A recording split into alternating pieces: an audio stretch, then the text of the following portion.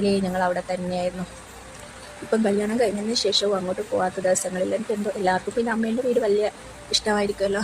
അന്നേ ഞങ്ങൾ എന്തൊക്കെയോ പറയുന്നുണ്ട് ഹലോ ഗൈസ് എന്നൊക്കെ പറഞ്ഞ് അന്നേ എടുത്ത് വെച്ചതാ. എന്തോ ഒരു മടി കാരണം ഒന്നും പോസ്റ്റ് ആക്കിയില്ല. ഇന്നൊരു ലോങ് വീഡിയോ ഇടാൻ വിചാരിച്ചിട്ട് എടുത്തതാ. ഇത് പിന്നെ ഞങ്ങൾക്ക് പിന്നെ നോക്കുമ്പോൾ കണ്ടിരിക്കുകയും ചെയ്യാലോ.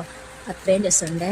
നല്ല സ്ഥലമൊക്കെ അല്ലേ, നല്ല പ്രകൃതി രമണീയമായ ഫുൾ കൃഷിയാണ്. പിന്നെ ഞങ്ങളുടെ വീടിൻ്റെ താഴെ കൂടി തന്നെ പുഴ ഒഴുകുന്നുണ്ട്. ഓരോരുത്തർക്ക് അവിടെ ഓരോരോ പുഴ, അവിടെ കിണറും അങ്ങനെയൊന്നുമില്ല. കിണറൊന്നും കുഴിക്കാൻ പറ്റില്ല തോന്നുന്നു, കാരണം നല്ലൊരു പൊടി മണ്ണ് പോലത്തെ മണ്ണാണ്.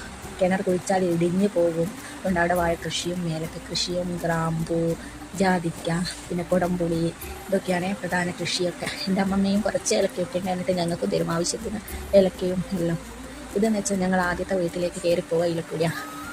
അതെന്ന് വെച്ചാൽ ഞാൻ +1 പഠിക്കുമ്പോൾ കണ്ടാണ് താഴത്തേക്ക് മാറിയത്. അതുവരെ ഞങ്ങൾ അവിടെയാണ്. അവിടെ നിന്ന് നോക്കിയാൽ മുന്നിൽ മലയും നല്ല രസം. ഞങ്ങൾ അങ്ങോട്ടേക്കാണ് കയറി പോകുന്നത്. ഇതൊക്കെ വന്ന് ഇവിടെ വരെ എൻ്റെ മാമി അടിച്ചു വാരിയിടുക. അതിനോടൊന്നും ഇങ്ങനെ കാണുന്നില്ല. ഇപ്പോൾ ഇടയ്ക്കിടയ്ക്ക് അങ്ങോട്ടേക്ക് കയറി പോവുകയൊക്കെ ചെയ്യുന്നുള്ളൂ. അതുകൊണ്ട് അവിടെ കാട് പിടിച്ച് കിടക്കുക. എന്നാലും ഇടയ്ക്കിടയ്ക്ക് ഞങ്ങൾ പോകാൻ ഓരോരോ കൃഷികളും പിന്നെ പണ്ടത്തെ ഞങ്ങളെ സ്ഥലം നട്ട ഓരോരോ സംഭവങ്ങളൊക്കെ അവിടെ ഉണ്ട്. പിന്നെ കൊക്കോ പറിക്കാനാണെങ്കിൽ എല്ലാം പോയിട്ട് നിറയെ കൊക്കോ ഉണ്ട് അവിടെ. പിന്നെ ഈ സ്റ്റെപ്പൊക്കെ എന്ത് വൃത്തിയായിരുന്നു. ഇങ്ങനെ ആലോചിക്കുക ഇതൊക്കെ എങ്ങനെയാണ് ഉണ്ടാക്കിയത്. കാരണം ഓരോരോ കല്ലും അങ്ങ് താഴേന്ന്, ഇത് ഭയങ്കര ഉയരത്തിലാണ് ഈ വീട്. ഓരോരോ കല്ലുകളും കെട്ടിക്കൊണ്ടുപോയി. നല്ലൊരു വീടായിരുന്നു. മുകളിൽ ഇത്രയും വലിയ ഉയരത്തിലാണെങ്കിലും നല്ലൊരു ഓടിട്ട വീടായിരുന്നു.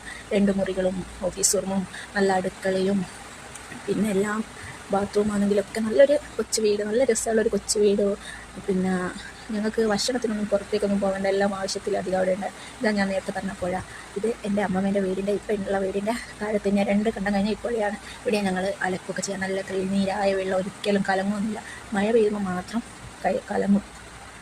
ഇതെന്ന് വെച്ചാൽ ഞങ്ങൾ പിറ്റേ ദിവസം കയറി പോകുന്നതാണ്. അതാ വേറെ ഡ്രസ്സ് കാണുന്നത് എല്ലാം കൂടി ഒരുമിച്ച് 2 ദിവസം ഞങ്ങൾ പോയിക്ക്.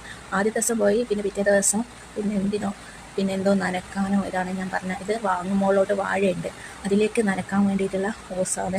അല്ലാണ്ട് കുടിവെള്ളം ഇതുപോലെ തന്നെ ഒരു നീരുറവയിൽ വെച്ചിട്ടാണ് കുടിവെള്ളം. ഇതിന് മഴക്കാലത്ത് ആ വെള്ളം അധികമൊന്നും വറ്റലില്ലേ. ഇതുവരെ അങ്ങനെ വെള്ളത്തിനുള്ള ബുദ്ധിമുട്ടൊന്നുമില്ല. ഞങ്ങൾ മുകളിൽ കയറി പോകുന്നതാണ്. ആ വീട്ടിലേക്ക് ഞാനും കയറി പോകുന്ന, കാരണം എന്തൊക്കെയോ കൃഷിയെല്ലാം ഉണ്ട്.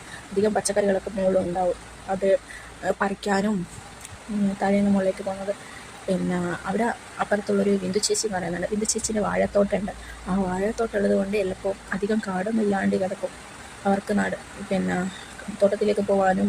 അതുകൊണ്ട് അത് കാടില്ലാണ്ട് നല്ല തളിച്ചിരിക്കുന്നതാണ്. ഇത് മോനെയും കൊണ്ട് കയറി പോകുന്നതാണ്. അത്രയും നല്ല സുഖമാണ്. ഞങ്ങളെ സ്ഥലം നിങ്ങളെയും കാണിക്കണം.